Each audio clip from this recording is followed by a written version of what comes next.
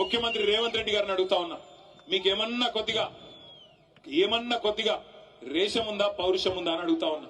మీరే కదా నాడు ఎమ్మెల్యేలు పార్టీ మారినారు కాంగ్రెస్ వాళ్ళని చెప్పి మీరే కదా మాట్లాడింది.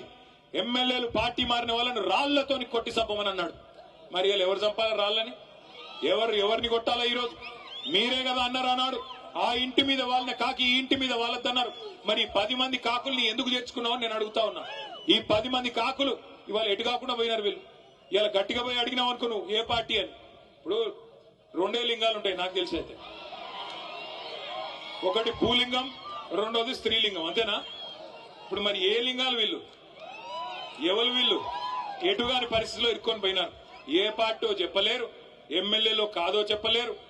స్పీకర్ కాడ ఒక మాట, ప్రజల కాడ ఒక మాట, బయటికి వస్తే ఒక మాట, ముఖ్యమంత్రి కాడికి వస్తే కాలు మొక్కేది.